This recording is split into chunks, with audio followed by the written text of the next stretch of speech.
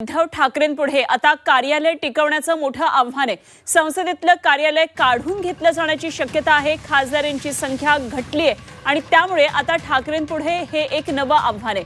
नियमाप्रमाणे दोन्ही सभागृहात एकूण किमान 5 खासदार असलेल्या पक्षांना संसदेमध्ये कार्यालय दिलं जातं। पक्षाच्या संसदीय कामकाजासाठी संसद भवनामध्ये हे कार्यालय दिलं जातं। मात्र उद्धव बाळासाहेब ठाकरे पक्षाचे आता खासदारांची संख्या कमी झालेली आहे आणि त्यामुळे खासदारांची संख्या घटल्यानं हे कार्यालय टिकवायचं कसं अशा प्रकारे एक आव्हान निर्माण झालंय।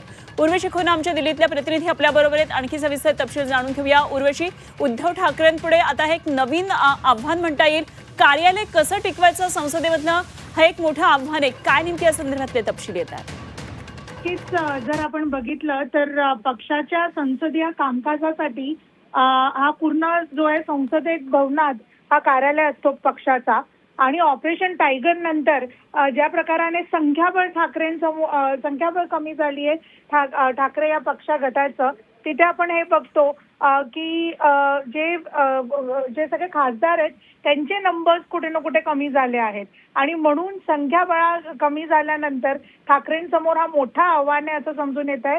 शिवसेनेत फुटलेल्या खासदारांच्या विलीनीकरणाच्या औपचारिक म्हणजे जे पूर्ण औपचारिक एक प्रोसेस असतो तो पार पडल्यानंतर हा कार्यालय काढून घेण्याची शक्यता आहे असं समजून येत आहे। अजून लोकसभा स्पीकर कडले जे पिक्चर्स आहेत ते बाकी आहेत, लेटर बाकी आहे बाहेर येण्यासाठी, पण प्रक्रिया पूर्ण झाली असं समजून येत आहे।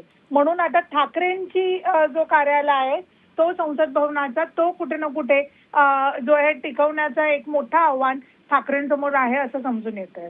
ठीक, उर्वशी, धन्यवाद दिलेल्या या सगळ्या माहितीसाठी। उर्वशी खोना आमच्या दिल्लीतल्या प्रतिनिधी आपल्या बरोबर होत्या। दिल्लीतल्या सगळ्या राजकीय घडामोडींवर लक्ष ठेवलेत तर ठाकरेंपुढे सध्याचं एक आणखी आव्हान ते म्हणजे संसदेमधलं पक्षाचं कार्यालय कसं टिकवायचं, कारण किमान 5 खासदार असणं हे आवश्यक आहे नियमाप्रमाणे। मात्र आता उद्धव बाळासाहेब ठाकरे पक्षाचे खासदारांची संख्या कमी झाली आहे, 6 खासदार फुटलेले आहेत आणि त्यामुळे आता हे कार्यालय कसं टिकवायचं एक आव्हान आहे।